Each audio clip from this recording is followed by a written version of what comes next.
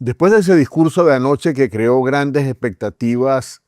por los potenciales anuncios de cambio, pero que en cambio terminó creando una frustración generalizada en el país, el interinato de Delcy Rodríguez enfrentó hoy las primeras expresiones de ese descontento, de protesta de gran envergadura que podrían estallar como un polvorín en las próximas semanas, a medida que crece el rechazo de un liderazgo que continúa actuando básicamente como una extensión de la narcodictadura de Nicolás Maduro, bloqueando los cambios y las protestas con una exhibición de fuerza represiva que comienza a abrir las puertas a una confrontación social en menos tiempo de lo que se esperaba. Sobre este tema hablaremos en nuestro programa de hoy.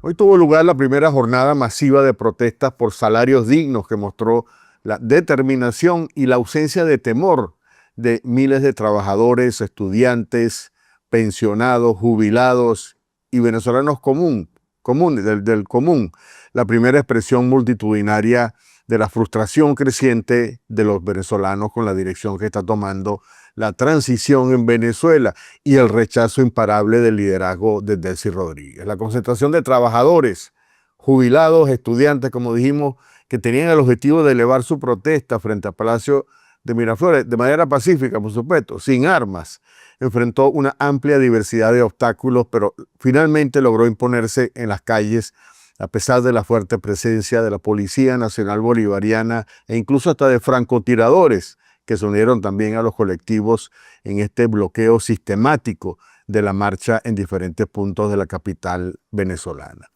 Bajo órdenes de Delcy, las fuerzas represivas levantaron barreras de contención con múltiples piquetes para intentar dispersar a los manifestantes usando violencia corporal, gas lacrimógeno y también gas pimienta ante una manifestación que se coló por los recodos para avanzar una y otra vez. Según reportes desde Caracas, la movilización mostró una determinación de resistir a estos bloqueos, avanzando por calles alternas y reorganizándose cada vez en las siguientes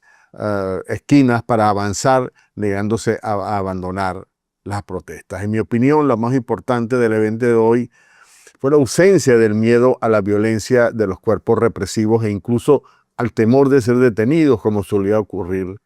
en el pasado. Pero también mostró que el interinato continúa actuando como una extensión de la narcodictadura, aplicando las mismas tácticas represivas que, por cierto, también aplicó a periodistas y trabajadores de la prensa que cubrían el evento. Según denunció el Sindicato Nacional de Trabajadores de la Prensa,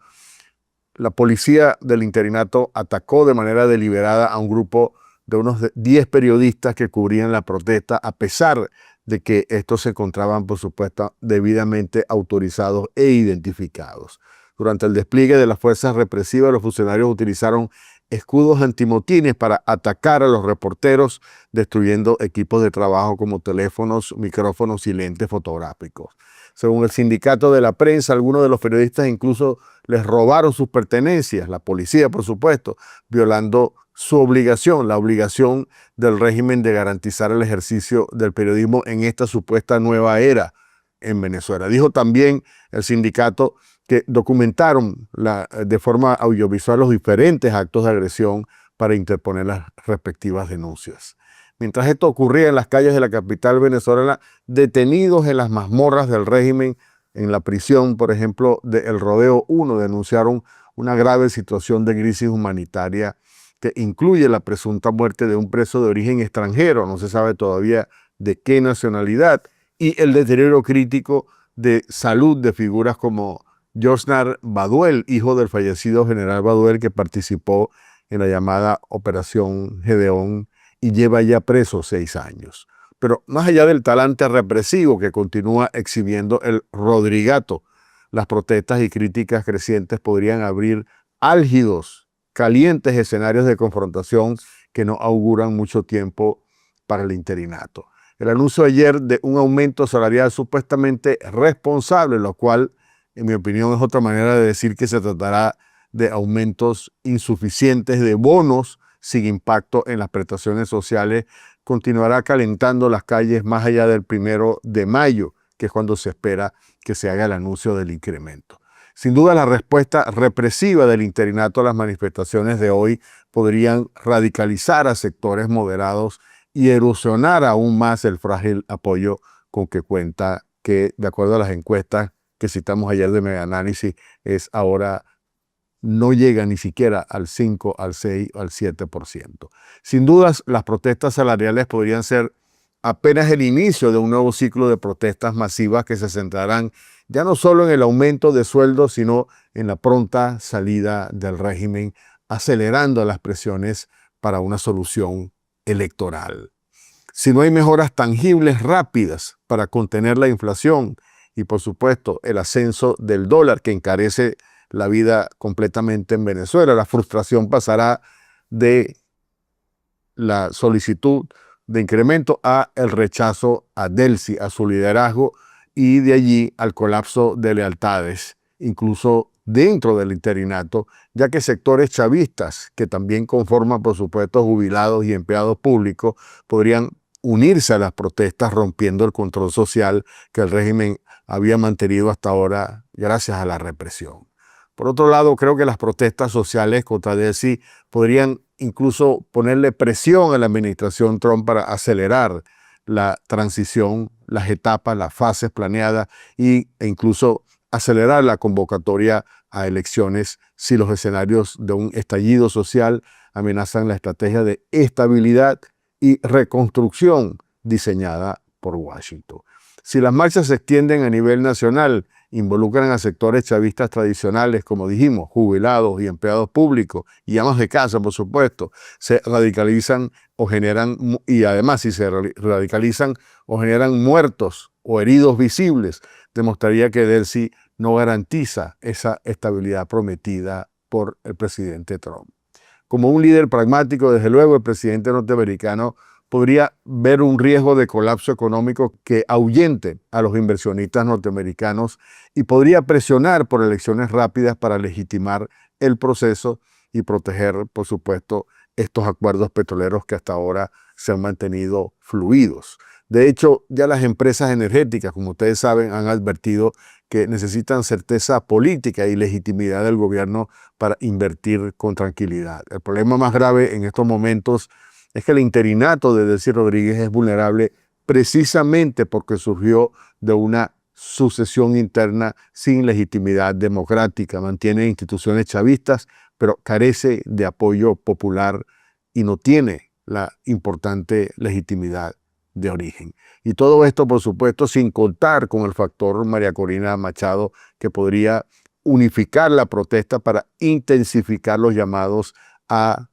que el régimen finalmente salga y a las elecciones con un apoyo clave, por supuesto, de la diáspora venezolana. Desde luego, falta todavía que se produzca la reacción de la administración Trump sobre estos eventos. Hasta ahora no se ha producido. El cálculo inicial de la administración Trump fue apostar por Delcy para evitar un vacío de poder y un caos. Pero a medida que se complica la situación, Delcy pudiera ser vista más bien como un factor de inestabilidad. Pero por supuesto todavía no estamos en ese escenario por ahora. Como decíamos ayer, todos los caminos definitivamente apuntan a un proceso electoral más temprano que tarde para evitar un potencial polvorín social en Venezuela. Los escenarios más probables de complicación giran en torno a la calle, las protestas, la continuidad de estas manifestaciones, pero también al calendario electoral. Todo depende de si Delcy tiene la capacidad de entregar resultados económicos rápidos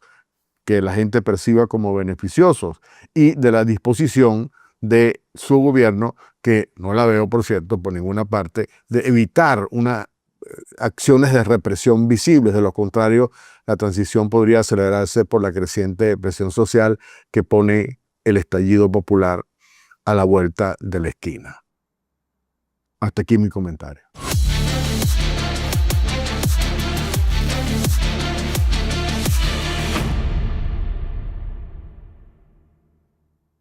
Y hoy el congresista republicano Mario Díaz Balar alertó una vez más, al igual que otros congresistas en su cuenta de X, de que la detención continua de presos políticos en Venezuela es inaceptable. Todos deben ser liberados de inmediato y sin condiciones, insistió el congresista cubano-americano.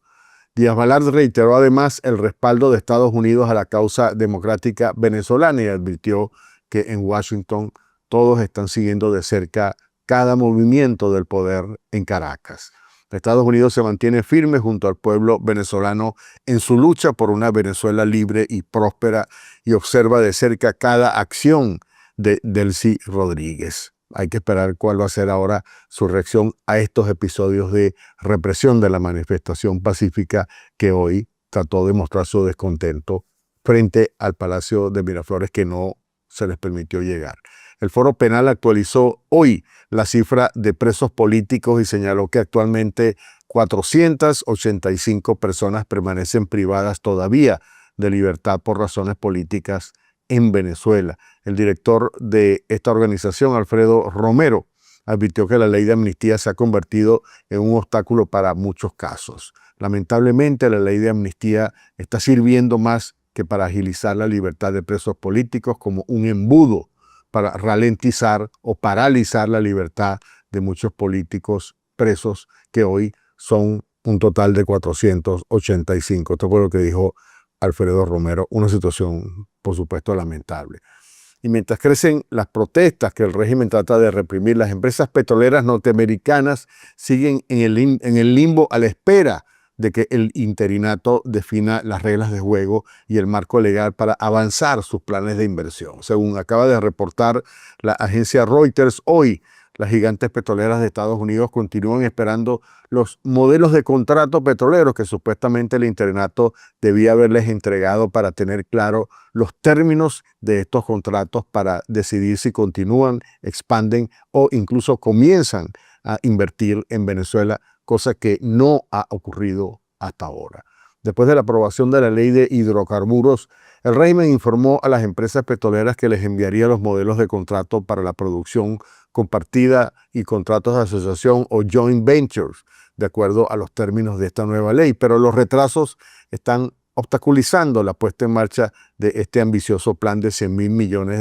elaborado por Washington con la intención de reconstruir el deteriorado y estancado sector energético venezolano. Muchas empresas, tanto extranjeras como locales, interesadas en yacimientos de crudo y gas en Venezuela, así como en proyectos de segmento intermedio, lo que se llama midstream, downstream, o sea, productos derivados de la producción petrolera, necesitan examinar los modelos para tomar decisiones de inversión. El retraso, y esto no hace falta decirlo mucho, es un obstáculo para la llegada de capital fresco que ayudaría a dinamizar la economía venezolana, creando oportunidades de nuevos empleos y actividad comercial que sin duda va a beneficiar a muchos venezolanos. En mi opinión, los contratos de asociación estratégica en la que el sector privado ahora va a tener mucho más margen de maniobra, más posibilidades de trabajar incluso sin PDVSA en proyectos de producción petrolera, van en contra de esta afirmación de anoche en la que Delcy juró que el sector petrolero jamás sería privatizado. ¿Cómo va a reaccionar Delcy ahora si entrega los contratos y se difunde la idea de que las empresas petroleras privadas van a tener la capacidad de trabajar al margen de PDVSA? Esto sin duda va a tener una repercusión interna en el chavismo. Es una trampa que ella misma, por cierto, se montó y de la cual le costará salir sin que el chavismo duro la perciba una vez más como una traidora encapuchada.